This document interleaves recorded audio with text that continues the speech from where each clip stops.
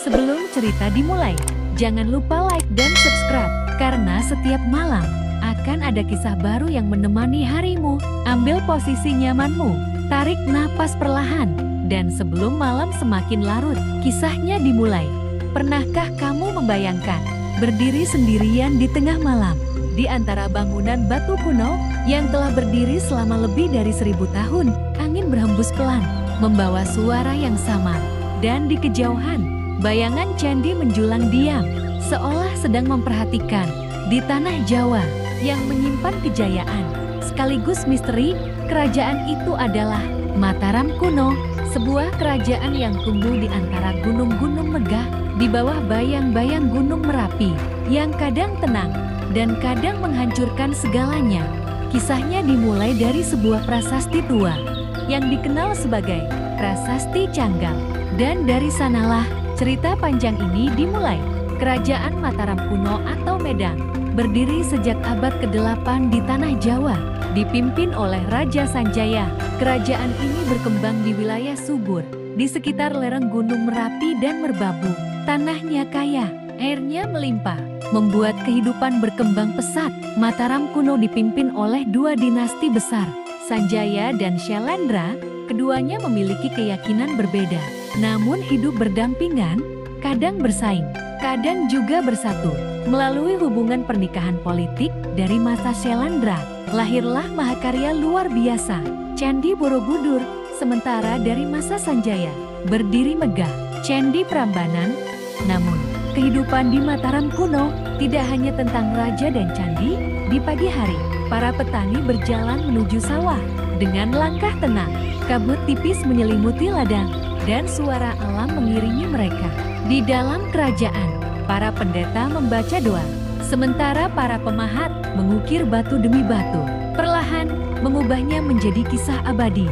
Setiap relief yang terukir bukan sekadar hiasan, ia adalah cerita tentang kehidupan manusia, tentang perjalanan, dan tentang keyakinan. Namun, ketika malam tiba, suasana berubah. Candi yang siang hari megah menjadi sunyi, hanya diterangi cahaya bulan. Konon, para penjaga candi pernah mendengar langkah kaki pelan di lorong batu, padahal tidak ada siapa-siapa. Angin malam berhembus, membawa suara seperti bisikan yang sulit dijelaskan. Apakah itu hanya perasaan, atau memang ada sesuatu yang tertinggal?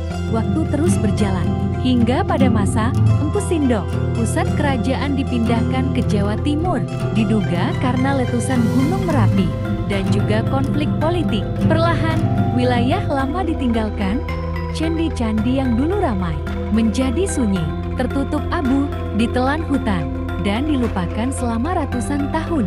Kini, yang tersisa hanyalah batu dan keheningan. Namun, jika kamu berdiri di sana sendirian, mungkin kamu akan merasakan sesuatu, seolah masa lalu masih berbisik. Mataram kuno mungkin telah hilang, namun ceritanya tidak pernah benar-benar pergi. Dan malam ini, biarkan kisah ini menemani tidurmu, pelan, tenang, dan damai. Selamat beristirahat. Namun kisah Mataram kuno belum benar-benar selesai, karena di balik runtuhan batu dan sunyinya candi-candi tua, masih tersimpan banyak cerita yang jarang terdengar. Di dinding Candi Borobudur terukir ribuan relief yang dibuat dengan sangat teliti. Relief itu bukan hanya gambar, ia adalah pesan dari masa lalu tentang kapal-kapal besar yang pernah berlayar jauh melintasi lautan Nusantara, tentang pedagang yang membawa rempah, kain, dan cerita dari negeri yang sangat jauh. Mataram kuno bukan kerajaan kecil, ia terhubung dengan dunia luar. Konon, para pendeta dan pelajar datang dari India dan Tiongkok untuk belajar di tanah Jawa. Mereka membawa ilmu, bahasa, dan ajaran spiritual yang kemudian bercampur dengan budaya lokal, dan semua itu diabadikan dalam batu. Ada satu hal menarik tentang candi-candi di Mataram kuno, semakin lama dipandangi, semakin terasa bahwa tempat itu seolah hidup. Beberapa orang percaya bahwa batu-batu kuno menyimpan energi masa lalu, bukan energi menyeramkan, melainkan jejak kehidupan yang tertinggal selama ribuan tahun. Saat malam sunyi dan angin melewati sela-sela batu, kadang terdengar suara lembut seperti napas panjang dari zaman yang telah hilang. Mungkin itu hanya angin, atau mungkin ingatan masa lalu yang belum sepenuhnya pergi. Gunung Merapi yang selama ratusan tahun memberikan kesuburan, akhirnya menunjukkan kekuatannya. Letusan besar dipercaya terjadi, mengubah kehidupan masyarakat. Abu vulkanik turun perlahan, menutupi ladang, jalan, dan bangunan suci. Orang-orang mulai pergi, meninggalkan rumah dan tanah yang pernah mereka cintai. Suasana yang dulu ramai, perlahan berubah menjadi sunyi, hanya suara alam yang tersisa. Dan setelah waktu berlalu sangat lama, hutan mulai tumbuh, akar pohon menyelimuti batu, lumutan muncul di dinding candi, seolah alam pelan-pelan mengambil kembali apa yang dulu dibangun manusia selama berabad-abad. Borobudur dan Prambanan nyaris terlupakan.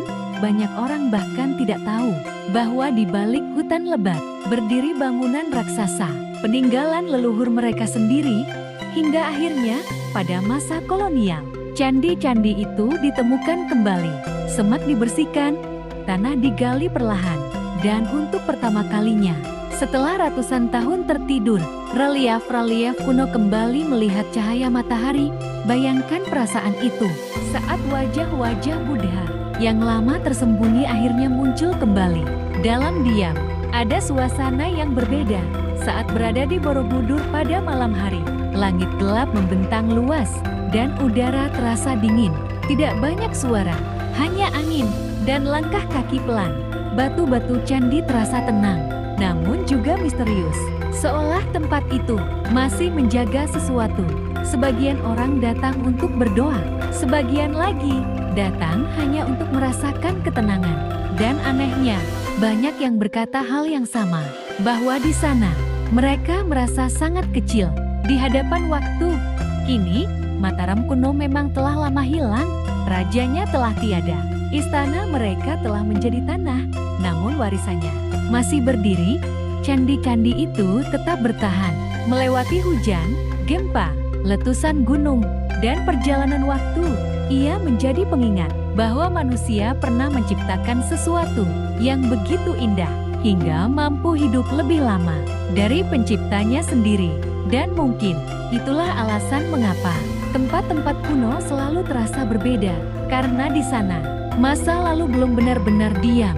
Ia masih hidup dalam relief batu, dalam angin malam, dan dalam cerita yang terus diceritakan kembali. Jika suatu hari kamu berdiri sendiri di antara candi-candi tua itu, cobalah diam sejenak, dengarkan angin, rasakan udara malam, dan perhatikan keheningannya. Siapa tahu, di balik sunyi itu ada bisikan lembut dari kerajaan Mataram kuno. Selamat malam dan selamat beristirahat.